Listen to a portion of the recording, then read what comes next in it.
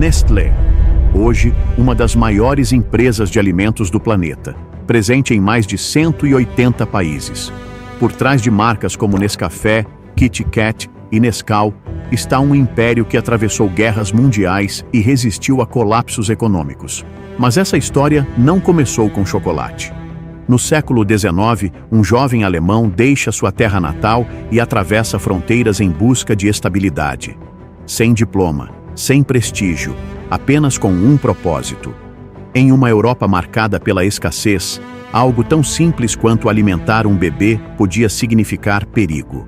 O leite estragava, a conservação falhava. Foi nesse cenário que esse jovem imigrante decidiu enfrentar um problema que nem a medicina conseguia resolver. Ele testou, errou, ajustou, até que uma fórmula criada em silêncio fosse colocada à prova. E o resultado mudasse tudo. Décadas depois, aquele nome cruzaria fronteiras, abasteceria soldados em guerra e se tornaria um dos maiores impérios da alimentação.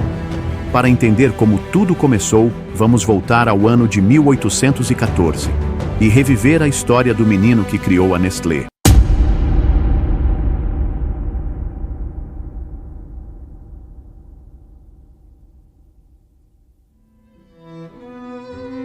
Henri Nestlé nasceu em 10 de agosto de 1814, em Frankfurt am Main, numa Europa que ainda tentava se recompor após as guerras napoleônicas.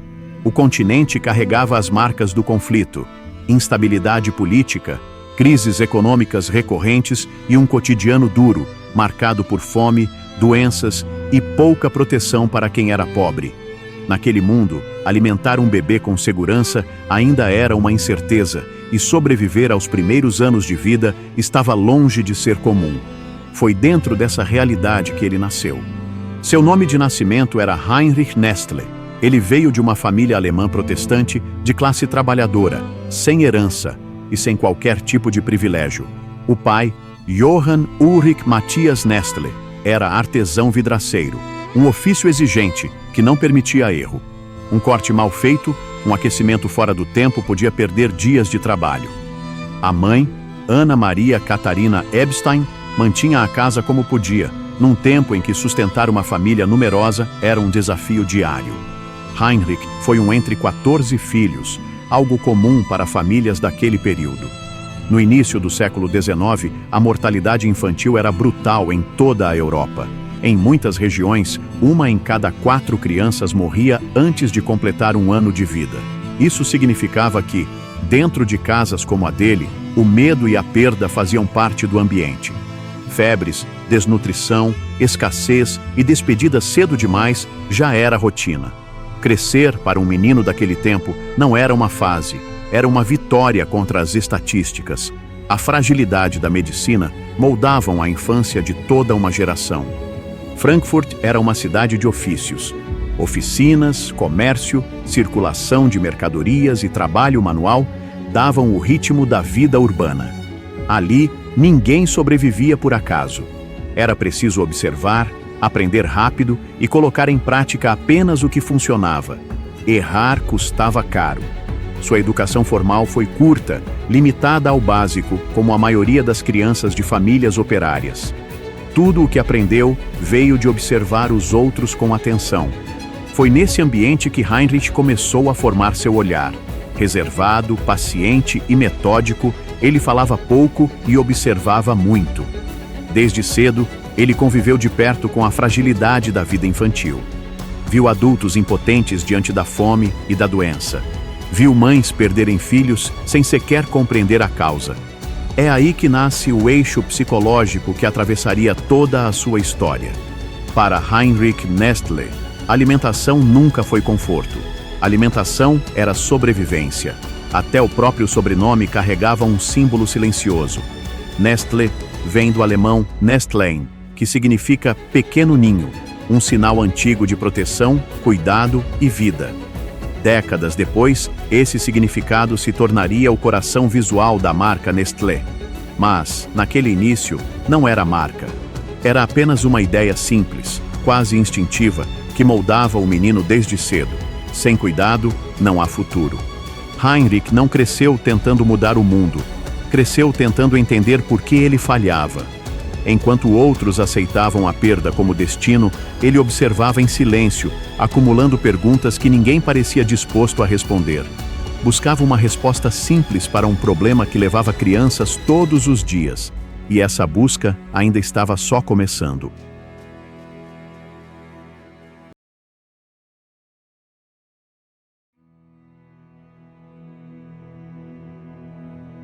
Em 1830, aos 15 anos, Heinrich Nestle encara uma realidade direta. Para jovens de origem modesta no século XIX, não havia escolha. Universidades eram inacessíveis. Formação acadêmica era privilégio de poucos. Para quem não tinha dinheiro nem sobrenome influente, aprender trabalhando não era alternativa, era o único caminho. É nesse cenário que Heinrich se torna aprendiz de farmacêutico. A farmácia daquele tempo estava longe de ser apenas um balcão de remédios. Era um ambiente técnico e rigoroso, onde se misturavam química aplicada, botânica, noções básicas de medicina e, sobretudo, o trabalho diário de transformar substâncias instáveis em algo seguro para consumo humano. Nada vinha pronto. Tudo precisava ser pesado com exatidão, aquecido na temperatura correta, misturado na sequência certa, testado e armazenado com extremo cuidado. A rotina não perdoava. Um erro comprometia um lote inteiro. Um descuido podia tornar um produto inútil ou perigoso. Foi ali que Heinrich assimilou uma ideia que poucos dominavam naquele tempo. Não basta conhecer ingredientes. O que separa algo útil de algo mortal é o processo. Com o passar dos anos, ele desenvolve uma forma própria de raciocínio. Não como médico, nem como cientista acadêmico, mas como alguém obcecado por tornar soluções repetíveis, estáveis e confiáveis. Seu aprendizado acontece no contato direto com a matéria. Ele observa o que funciona, identifica por que falha e ajusta cada etapa até que o resultado deixe de depender da sorte. Esse ambiente não cria um novo traço, aprofunda o que já existia. Heinrich se torna ainda mais reservado, paciente e analítico. Não se destaca por ideias teóricas nem por gestos chamativos, mas pela capacidade de resolver o que os outros consideravam impossível de estabilizar. Durante esse período, Heinrich passa a enxergar alimentos como enxergava os preparados da farmácia, algo que precisa funcionar sempre. Naquele ambiente, ele aprende que o perigo raramente está na intenção, mas no que falha com facilidade. Uma substância que azeda rápido, contamina ou varia demais, deixa de cumprir sua função. Para ser confiável, precisa resistir ao tempo, ao clima, ao transporte e ao uso contínuo. Essa lógica começa a inquietá-lo. Se remédios exigem cuidado absoluto para não causar dano, por que aquilo que alimenta uma criança era tratado como algo instável, dependente da sorte? Ele ainda não tinha uma solução. Mas a pergunta deixava de ser distante. Agora era concreta, recorrente e impossível de ignorar. Aquilo não se resolveu de imediato. Foi algo que amadureceu em silêncio, no contato diário com o trabalho. Até que, em 1839, aos 25 anos, Heinrich deixa a Alemanha e segue para Vevey, no cantão de Vaud, na Suíça francófona. O país oferecia mais estabilidade política, tradição em ciência aplicada e espaço para quem sabia transformar técnica em algo útil de verdade. Um técnico sem diploma, sem prestígio, mas agora, exatamente onde precisava estar para transformar esse conhecimento em algo que ninguém havia conseguido antes.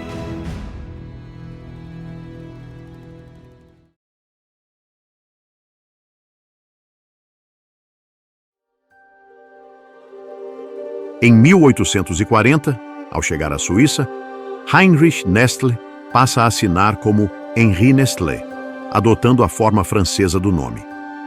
Não era vaidade nem ruptura com o passado. Era adaptação. Um sinal discreto de que uma nova fase começava, em um novo país, sob novas regras.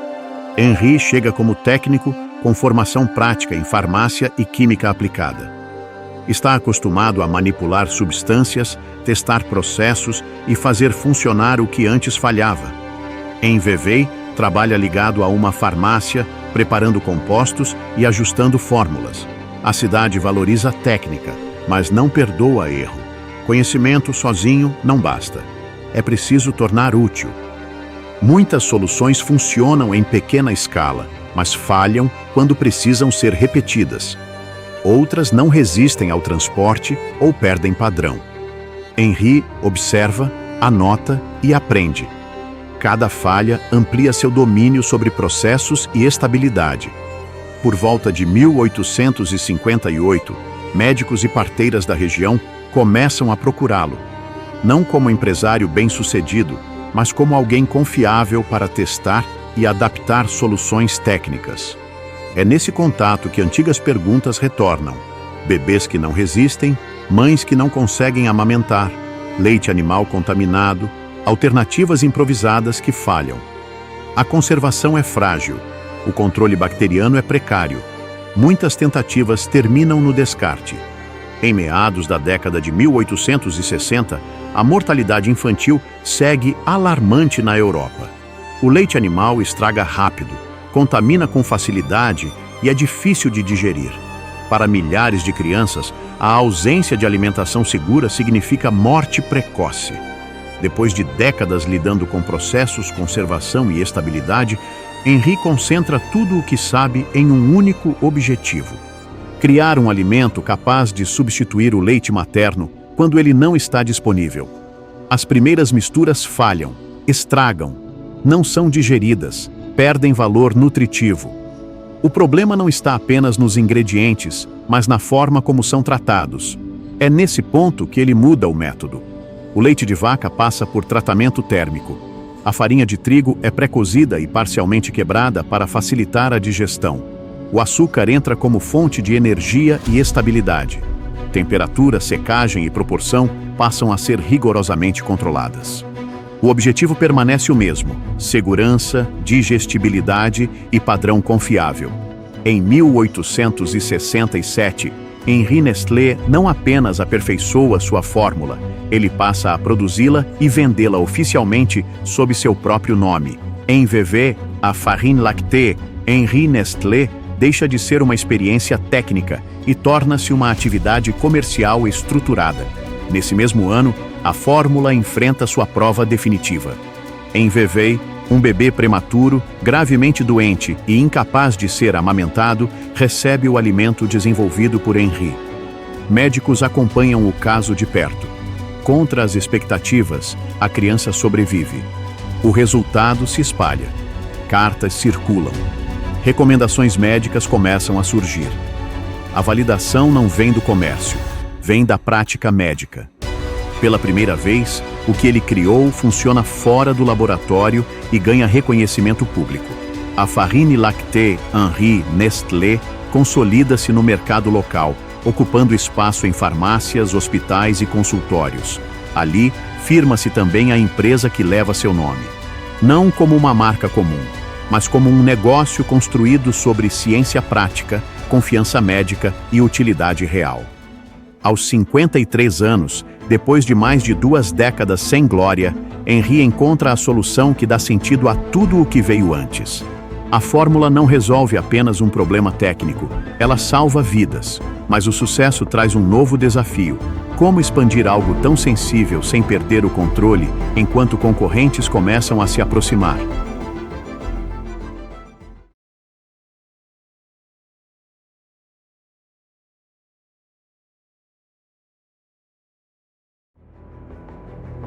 Após o sucesso inicial da Farine Lactée, a vida de Henry Nestlé entra em um território que ele nunca havia experimentado: reconhecimento. Pela primeira vez, algo que ele criou não apenas funciona, é aceito. Henry organiza a marca, define a embalagem e escolhe um símbolo que carrega um significado direto da sua própria história: o ninho com filhotes. A imagem não é decorativa, representa proteção, cuidado e vida. Traduz visualmente a função do produto e o motivo pelo qual ele existe. A distribuição segue um caminho cauteloso. A Farine Lactée passa a ser vendida principalmente em farmácias, hospitais e consultórios médicos. Não é um alimento comum de prateleira. É um produto recomendado por profissionais de saúde. Essa origem reforça a confiança e sustenta sua reputação. Aos poucos, os pedidos ultrapassam as fronteiras da Suíça. França, Alemanha, Reino Unido, Itália e Espanha entram no mapa de exportação. Ao longo do início da década de 1870, o crescimento deixa de ser local e passa a exigir estrutura, organização e decisões cada vez mais complexas. Com o crescimento, surge também a concorrência.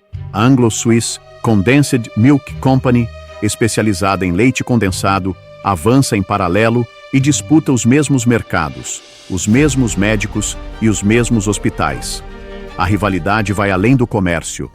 São duas visões diferentes sobre alimentação infantil, tentando se impor em um setor sensível, onde erro custa vidas. Mas o sucesso chega tarde demais para ignorar a realidade humana. Henri já passou dos 50 anos quando tudo começa a se consolidar. Sua saúde é frágil. O ritmo intenso de trabalho técnico e a responsabilidade crescente pesam. Ele não tem filhos, não tem herdeiros diretos. A empresa cresce mais rápido do que seu corpo consegue acompanhar. À medida que a década avança, a pressão não diminui, ela se acumula. É nesse ponto que ele encara a decisão mais difícil da sua vida empresarial. Em 1875, aos 61 anos, Henri Nestlé vende a empresa para um grupo liderado por Jules Monerat, Pierre Samuel Roussy e Gustave Marquis. O valor estimado gira em torno de 1 milhão de francos suíços, uma fortuna para a época. Mas o dinheiro não é o centro dessa escolha. O ponto decisivo está na condição que Henri impõe. O nome Nestlé deve continuar sendo usado. Sem isso, o negócio não acontece. Essa exigência garante a continuidade da identidade construída ao longo de décadas. Sem o nome, a empresa deixaria de existir como ele a concebeu. Com a venda concluída, Henri se afasta do controle direto. Ele não abandona o interesse científico, nem rompe com sua rotina discreta, mas reconhece seus limites. O sucesso chegou tarde, e ao abrir mão da empresa, ele faz algo raro. Aceita que seu trabalho precisa seguir além das suas próprias forças. Não é desistência, é consciência. Ao deixar o controle, Henri Nestlé assegura que a obra de uma vida não termine com ele.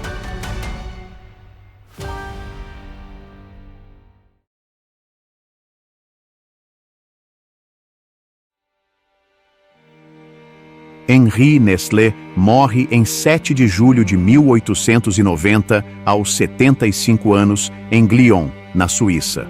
Sua morte é silenciosa. Não há multidões, não há celebrações públicas, não há qualquer sinal do tamanho que seu nome alcançaria no futuro. Ele parte como viveu, de forma discreta, longe dos holofotes, sem jamais testemunhar a transformação da sua criação em um império global. Henri não vê fábricas espalhadas pelo mundo, não vê marcas ocupando prateleiras em todos os continentes, não vê seu nome associado a uma das maiores empresas da história da alimentação. O que ele deixa para trás não é um império, é algo mais frágil e, ao mesmo tempo, mais poderoso. Uma base, uma empresa construída sobre confiança médica, processo técnico e um produto que resolveu um problema humano real. Após sua morte, a Nestlé continua crescendo, e não cresce sozinha. Ao mesmo tempo em que se expande, enfrenta sua maior rival, a Anglo-Swiss Condensed Milk Company. A concorrência é dura, pressiona preços, acelera decisões, obriga ambas a buscar escala fora da Europa em um mundo que começa a se industrializar em ritmo acelerado. Essa disputa constante força um amadurecimento inevitável. Em 1905, a rivalidade chega a um ponto de equilíbrio. Em vez de continuar se desgastando, as empresas tomam uma decisão estratégica definitiva: se fundem. Nasce ali a Nestlé e Anglo-Swiss Condensed Milk Company. A fusão marca o nascimento da Nestlé moderna. Agora, a empresa possui estrutura industrial robusta, presença internacional e capacidade real de competir em larga escala. O negócio deixa de ser apenas um produto bem-sucedido. Passa a ser uma organização global. As décadas seguintes colocam essa estrutura à prova. Com a eclosão da Primeira Guerra Mundial, o mundo entra em colapso. Cadeias de suprimento são interrompidas. Países enfrentam escassez. Nesse cenário, alimentos duráveis deixam de ser mercadoria comum e passam a ser tratados como infraestrutura essencial.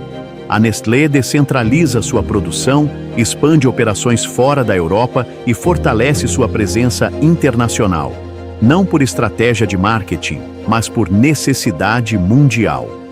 No período entre guerras, a empresa amplia seu portfólio e investe de forma consistente em ciência alimentar. Laboratórios próprios tornam-se parte central da estratégia.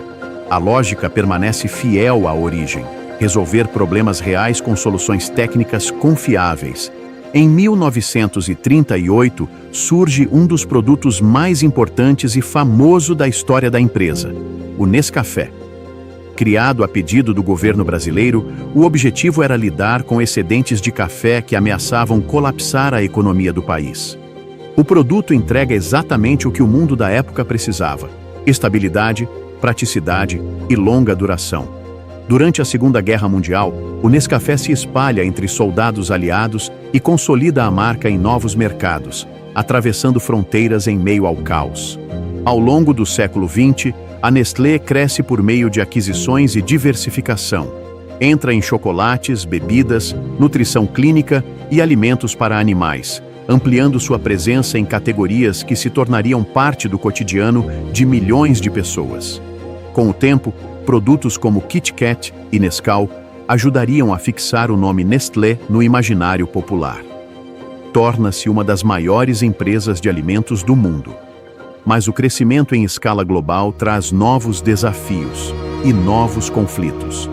A partir da década de 1970, campanhas de marketing de fórmulas infantis em países pobres passam a ser duramente criticadas.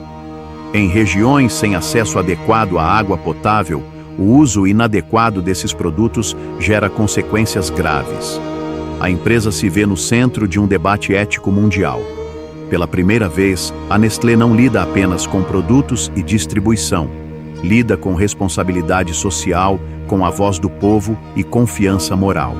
A pressão internacional culmina, em 1981, na criação do Código Internacional da Organização Mundial da Saúde sobre substitutos do leite materno. O episódio marca um ponto de inflexão profundo.